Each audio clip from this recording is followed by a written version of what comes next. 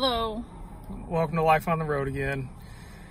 So there's some controversy out there on, I guess, everything.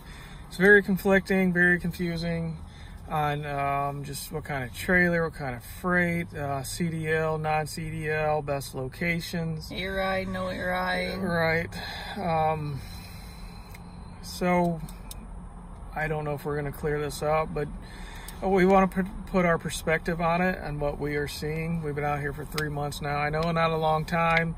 Other people have been out here for many, many years. But we've been hitting, we're trying to move around. We want to grow this business. We want to understand each location, the demographics, the freight. So we've been out here we've tried to move south for a long time. Finally got down here. We've been down here for maybe 4 weeks, 5 weeks, I don't remember. Finally got out of the East Coast. We spent most of the time before that in the East Coast, so several weeks in the Northeast. Right. Finally got south. We just wanted to, especially if we're going to be dispatching people either that are driving for us or not, we wanted to understand each area so we know where to send people, where not to send people. We don't want to send them anywhere where they're not going to get out of, and just all those sorts of things, better understanding. Right. A little disclaimer is we really haven't made it out west too much other than the first week we made it to Texas.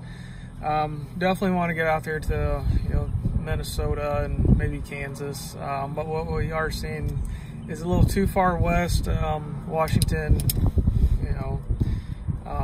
California, yes, thank you, the West Coast. We're seeing just seems like freight is not coming back this way. It seems like you can take freight there all day long, but just coming back, we are seeing that's not really much of a possibility. But what we are seeing is, a lot of YouTube stuff's out there. I'll give a shout out to Jason. He did a fantastic video on air ride. I was a little discouraged by that, to be honest with you, thinking, I don't ever see air ride. I don't see the purpose of it. But we made our way down into Florida and the southern states, and I see why he's a believer in air ride. It's just the freight everywhere we go is different. Yeah, I mean, up in the Northeast, we never saw it, so when Justin had watched that video, we wasn't seeing it. So in our opinion, in the Northeast where we were spending a lot of time, Pennsylvania, New York, a lot of those New England states, we didn't see the need for air ride very much at all. I mean, just randomly would there be an air ride trip. But like Justin said, since we've been down in this area, especially we're in the Florida and Georgia area, there seemed to be a lot of loads that came up requiring air rides. Right. I don't know if it was semi-air rides that they were wanting or what kind of air rides, but either way, that was the most air ride loads that we had seen. Right.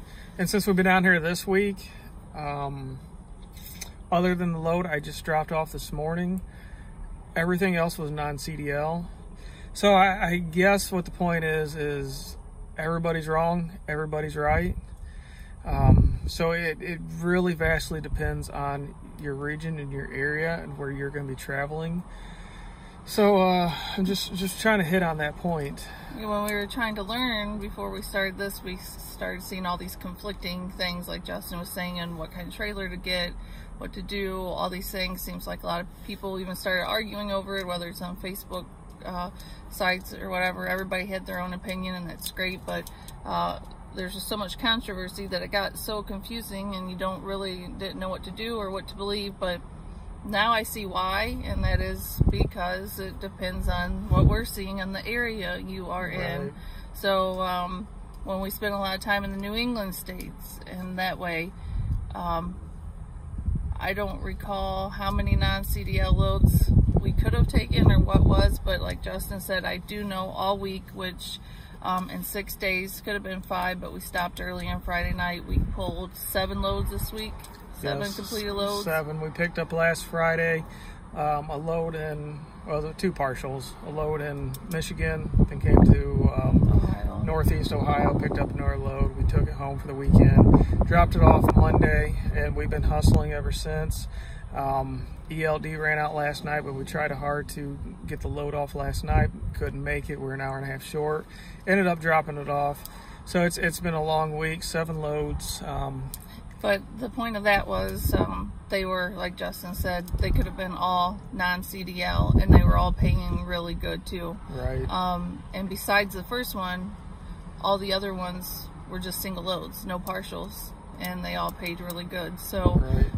Being down here in the South, I can see a lot of potential with non-CDL drivers.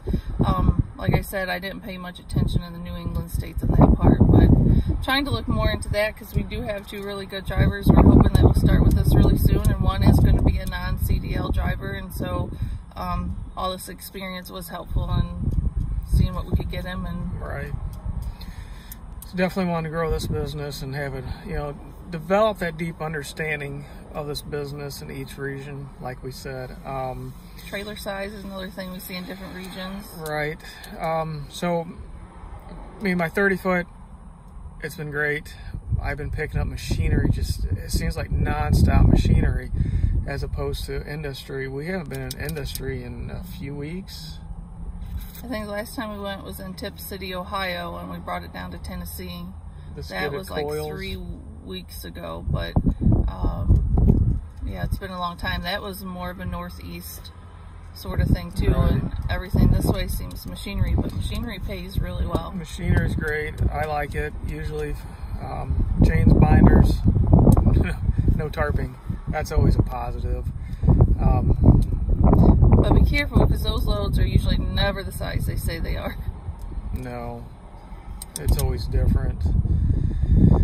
It kills the gas mileage a little bit for the most part. Just to say real quick, if you pull on a tractor, obviously aerodynamics plays a big part in that, as opposed to, the same weight that's flat and tarped. So I don't even know where I was going with all that. Well, I think the point was of this video, everybody is right in their own way depending on your region. So that's our best advice I could give is, you just need to learn your region, and then also start to reach out and do some research, talk to people that have been in different regions where you want to run, so you know what to expect. On a different note that kind of goes along with this, if you recall my video a few back about our expenses, I just looked at everything quickly last night when I had a few minutes, and the South is definitely cheaper to run in. Fuel's cheaper, rooms are cheaper, no tolls. We haven't used any money on tolls, where when we run in New England states, we were averaging around $200 a week or plus and more in tolls. So we dropped from roughly 70 cents a mile expenses to down here 45 cents a mile expenses. So that quarter a mile actually gave us about an extra $750 profit in the difference. So if you want to pick up loads at $1.80 or $1.90 a mile down here, you're doing really well. Where in the Northeast, you really need to push for $2 plus a mile. Plus we got blue skies, summer's open. It's nice. We got green grass. Go back home. It's all brown. Love the South. Love the people. Love the weather. Right. Everything about it. But real quick, anybody that lives in Georgia, maybe you could answer a question for us. We noticed on just about every house that we passed, they don't have garage doors. You guys have garages, but no pull-down garage doors. It's just open, which we thought was really weird, because up in Ohio, it might be because it snows 5 feet every winter at a time, but we have garage doors. So if any of you live in Georgia or have an answer to that question, we're curious about that. Why do you not have garage doors? Where do you put your tools at with that, so they don't get stolen? Yeah. So I don't know. It's interesting. Different parts of America. That's one thing we like about this job, is traveling all around and seeing different regions, talking to different people. Yeah. So it's nice. When you're in a car truck this long every day, you got to have something to entertain yourself. Right. So I guess point being, so if you're running CDL HOTSHOT, get a Class 6 vehicle. Get a 45-foot gooseneck trailer with ramps, and with air ride, you cover everything, right? Right. I don't know. But depending on the region you're in, it might be a waste of space, waste of money. And so, yeah, I say just learn the region you're in, learn the region where you want to go, and everybody stops arguing so much about it. So point being, I'm right, you're wrong. No, I'm right, you're wrong. Don't even try it. We're right, you're wrong. Wait, right? I don't know. I think what you're saying is wrong, and I'm still right. I don't know. I'm always right, as always. You guys have a blessed day. Please like and subscribe, and God bless.